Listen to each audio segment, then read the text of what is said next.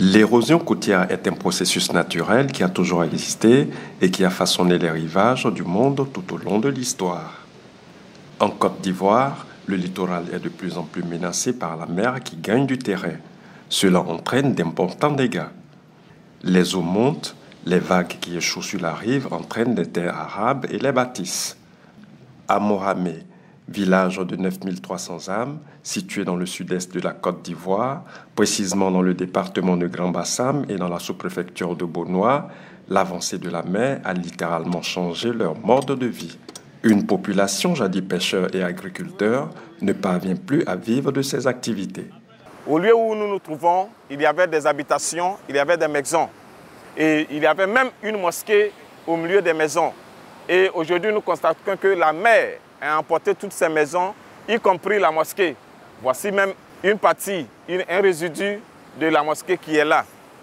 Et aujourd'hui, ce phénomène vraiment prend de l'ampleur. Parce que du jour au lendemain, la mer avance. En son temps, la mer pouvait être à 200 mètres, une distance de 200 mètres par rapport à la première maison. Mais aujourd'hui, nous nous rendons compte que c'est pratiquement réduit complètement cette distance qui maintenant peut-être se trouve peut-être à 15 à 20 mètres de la mer. En dehors de la mosquée, il y avait des maisons parce qu'il y avait une population, les pêcheurs étaient pratiquement au bord de la mer. À cause de leur activité, ils sont pratiquement au bord. Les maisons se trouvent au bord. Mais toutes ces maisons ont disparu au profit du sable de la mer. Nous, en tant que population, en tant qu'humains, on n'a pas de solution à freiner l'avancée de la mer. Mais souvent, nous mettons du sable dans des sacs quand même. Et quand on fait ça pour freiner au moins l'avancement rapide. Parce que quand on met le sable dans les sacs que nous disposons tout à fait, on aligne au bord de la mer, quand ça vient, ça freine un peu. Donc ça nous permet en son temps de pouvoir nous recaser ailleurs en attendant que les maisons ne tombent. Le village perd du terrain au détriment de la mer qui avance au fil des jours et des années. Des maisons, des lieux de culte et des écoles sont engloutis par les eaux, des plantations dévastées laissant les populations dans le désarroi. Où moi je suis arrêté, c'était ma maison et il y a eu des dégâts. Donc la mer depuis 2011, octobre 2011, qu'il y a eu des dégâts là. Donc la mer cassait des maisons, il y avait des églises, en tout cas il y avait des habitations. Tout et tout. Il y avait terrain de football même, on jouait. Avant la mer était à 500 à 600 mètres de mer. Tout d'un coup, depuis 2011, en octobre 2011, tout a été détruit. Donc il y a eu effectivement avancement de la mer. Je suis une vendeuse de poissons. L'activité avant ça marchait, mais maintenant ça ne marche plus. On ne sait pas pourquoi.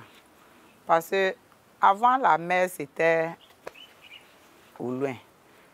Chaque année la mer ça s'avance. Mais nous on ne sait pas pourquoi.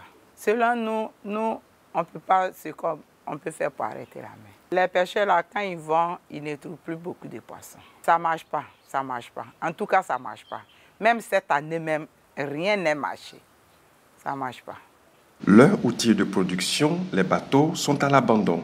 Les populations tentent tant bien que mal de survivre sur ce lopin de terre en attendant une solution gouvernementale. Au moment quand j'étais petit, la mer était loin de nos maisons. Et en grandissant, il y a vu que la mer avance beaucoup. Ça nous dérange beaucoup, nous les pêcheurs, parce que il y a des fois, tu peux te lever le matin, vers les 3 h du matin, tu attends les vagues là qui sont boum boum. Quand tu vas te lever, tous les pirogues sont rentrés dans l'eau. Donc tu dois aller chercher les gens, tu dois appeler les frères, tes amis, que tu les connais, ils vont venir, vous allez tirer tous les pirogues qui mettent en haut. Et il y a des fois, il y a les saletés même qui sortent de la mer, qui viennent beaucoup. Ça peut faire 1 mois, 2 mois qu'on ne peut pas pêcher.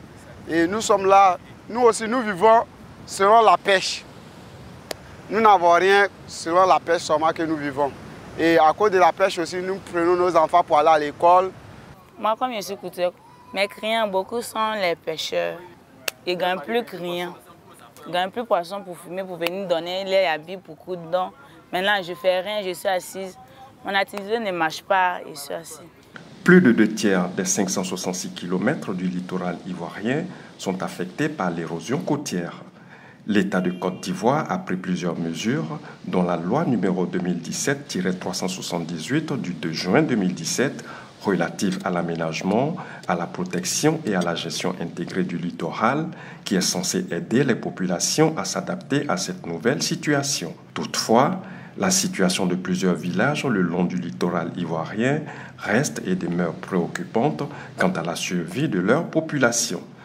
Vivement l'application de cette nouvelle loi qui est encore à l'état de projet.